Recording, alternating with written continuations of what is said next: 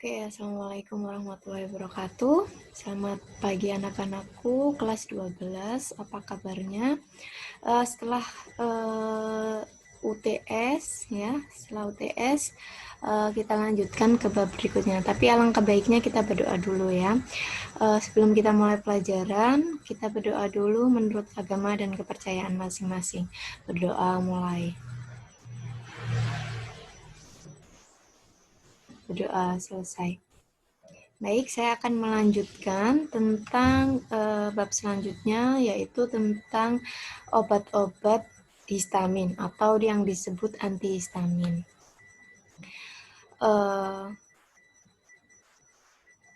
Oke, saya perbesar sebentar. Baik ya. Sejarah tentang histamin dulu. Sebenarnya histamin itu apa sih? Ya, jadi histamin itu adalah senyawa amina, ya disebut amina nabati, atau bisa disebut bidamina, ya sejenis protein ya sejenis protein di dalam tubuh kalian. Ditemukan oleh yang namanya Dr. Paul Ehrlich pada tahun 1878 ya. Histamin itu juga terbentuk karena adanya dekarboksilasi atau biasanya ada reaksi yang namanya reaksi dekarboksilasi. Kemudian asam aminohistidin ya, dari asam aminohistidin itu masuk ke dalam tubuh yang dari proses makanan ya yang tinggi protein yang dikonsumsi oleh tubuh seperti itu ya. Kemudian hampir semua organ dan jaringan memiliki histamin. Jadi semua tubuh kalian itu memiliki histamin dalam keadaan terikat dan inaktif. Artinya bukan tidak aktif di sini. Jadi semua histamin itu sifatnya inaktif. Ketika ada perangsang atau reseptor yang merangsangnya untuk aktif, dia akan aktif. Nah, tetapi jika tidak, dia disebut inaktif. Ya, jadi tidak akan dia aktif. Ada yang ada jika dia aktif itu ada yang mengaktifkan, kayak gitu. Makanya dia disebut inaktif. Kemudian contoh sel yang menimbul histamin dalam sel mas ya. Jadi histamin itu terdapat di bagian yang namanya itu sel mas. Sel mas itu dia berbentuk seperti gelembung-gelembung kecil ya. Nah, itu isinya itu adalah histamin. Perlu diketahui juga bahwasanya histamin dia kan sifatnya ada bola-bola. Jika bola tersebut meletus karena ada proses rangsangan, nah itulah yang nanti yang membuat kalian gatal-gatal dan sebagainya atau memiliki efek lain dari proses histamin kayak gitu. Oke, kita langsung saja ke efek histamin. Terus histamin itu difungsikan untuk apa ketika dia sudah aktif ya kan. Ketika dia sudah aktif biasanya dia ada rangsangan reaksi alergi ya. Ada rangsangan reaksi alergi di sini, kemudian histamin itu teraktifkan jika yang pertama biasanya pencetusnya dulu dia adanya reaksi alergi, kemudian ada yang reaksi sinar dari UV atau dari sinar matahari, kemudian ada zat-zat pembebas histamin seperti biasanya terkena racun ular, sengatan lebah atau morfin atau jenis morfin yang lain. Nah, histamin berlebih itu juga akan mengakibatkan efek samping sampai dia histaminnya keluar dari tubuh kalian. Yang pertama ada kontraksi otot polos bronki ya. Jadi ada penyepitan pada otot polos bronki itu adalah di saluran pernafasan. Jadi penyempitan saluran pernafasan.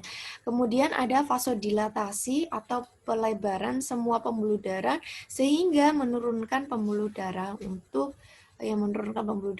Kemudian ada efek udem itu pembekakan. Kemudian ada meningkatkan produksi sekresi itu boleh ingus, kelenjar air mata. Kemudian ada lagi yang namanya dari asam lambung, kemudian ludah juga. Nah, dapat juga sampai gatal memerah gitu ya. Nah, ini untuk perkembangan antihistamin. Antihistamin itu sebenarnya sudah ada di zaman dulu, tetapi dia ada di generasi pertama. Nah, generasi pertama ini dipegang oleh obat CTM yang memiliki efek sedatif atau dengan sifatnya dia tidak larut dalam lemak.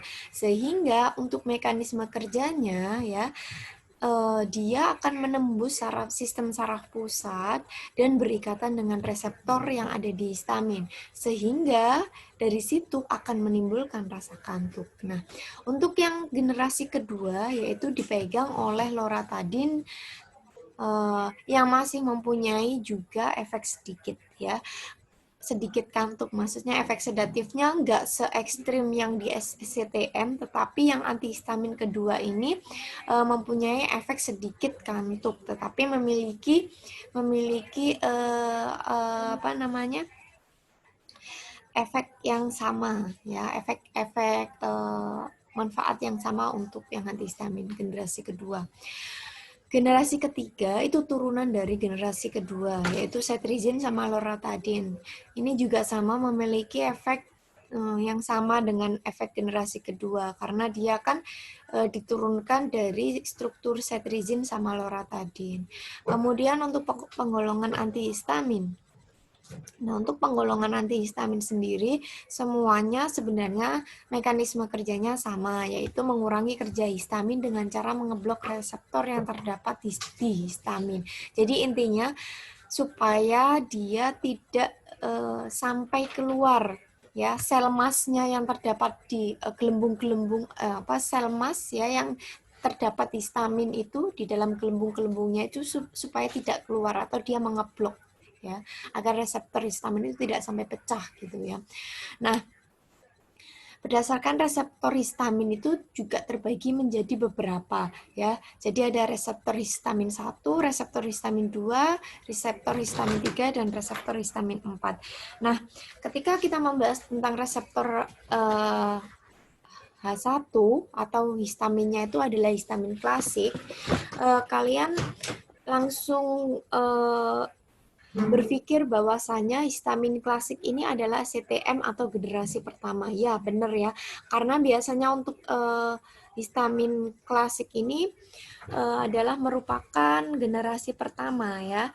Jadi biasanya itu digunakan dalam mengobati atau mengurangi alergi di dalam tubuh kalian atau rasa gatal-gatal kalian. Kemudian untuk reseptor H2 ya, reseptor histamin kedua itu mekanisme kerjanya menghambat sekresi dari asam lambung. Ya, ini biasanya dikombinasikan dengan obat MAH. Contohnya ada simetidin, ranitidin dan famotidin. Nah, ini juga biasanya kebanyakan yang histamin kedua ini juga banyak turunannya sebenarnya, tetapi contoh yang dari sini aja udah cukup dulu untuk yang simetidin, ranitidin, dan famotidin. Kemudian ada reseptor histamin yang ketiga. Ini biasanya reseptor ini terdapat di sistem saraf pusat ya, tetapi ya ini untuk mekanisme kerjanya sama dengan generasi pertama, tetapi efek yang ditimbulkan atau efek samping yang ditimbulkan tidak sama karena yang H3 ini tidak akan menimbulkan rasa kantuk ya. Contohnya ada clobenpromid ya, clobenpropid. Kemudian untuk reseptor histamin keempat, ini mengobati alergi dan asma ya. Ini masih dalam proses penelitian karena efek samping yang ditimbulkan maupun masih dalam proses penelitian. Contohnya adalah tioporamid ya. Kemudian ini untuk berdasarkan struktur kimianya. Untuk berdasarkan struktur kimianya, beberapa hal yang perlu kalian tahu, ini turunan artinya sudah ada generasi pertamanya ya. Jadi dia diturunkan. Ada turunan etanolamin, turunan etilendiamin, turunan propilamin, turunan piperizin, dan turunan fenotiazin, dan turunan trisiklik. Jadi bisa kalian baca contoh-contohnya apa saja. Jadi kalian turunan-turunan ini berdasarkan atas struktur kimianya, bukan yang tadi kan berdasarkan mekanisme kerjanya, kalau yang ini berdasarkan struktur kimianya. Kemudian penggunaan secara klinis, artinya histamin itu digunakan untuk apa sebenarnya? Nah, untuk yang pertama, biasanya penggunaannya secara klinis yaitu untuk rinitis alergik musiman ya. Biasanya ini untuk alergi ya. Ini mengalami pengurangan gejala seperti bersin ya. Jadi dia bersin-bersin terus, kemudian keluar ingus sampai sumbatan hidung. Sehingga hasil yang terbaik didapat bila mana diberikan sebelum kontak ya, artinya dia diberikan sebelum adanya alergi. Kemudian adanya urtikaria akut ya. Urtikaria akut itu mengurangi ruam dan gatal. Kemudian reaksi anafilaksis akut. Biasanya ini untuk terapi tambahan setelah penggunaan epinefrin ya. Efek samping yang ditimbulkan dari efek histamin adalah mengantuk, efek kolinergis dan sensitasi ya, sensitasi. Nah, seperti itu. Nah, untuk saat ini tadi sudah disebutkan sama Bu Rate untuk turunan-turunan tadi ya. Ini berdasarkan struktur kimia. Saya minta sama kalian masuk ke Google Classroom dan kerjakan tugas untuk bab hari ini di Google Classroom. Kemudian dikumpulkan pada jam hari ini sampai jam 12 malam. Untuk kode tokennya, silakan buka ya dengan token farmakologi 123 ya. Silakan nanti kalian buka di Google Classroom langsung dikerjakan. Nah, sampai di sini dulu ya pelajaran hari ini. Saya minta kalian tetap jaga kesehatan karena tetap patuhi protokol juga ya. Karena COVID-19 ini semakin banyak, semakin hari nggak semakin turun ya, juga akan semakin banyak. Tetap jaga kesehatan, protokol kesehatan dijalankan. Semoga tetap sehat selalu ya, semoga tetap sehat selalu. Saya akhiri dulu. Wassalamualaikum warahmatullahi wabarakatuh.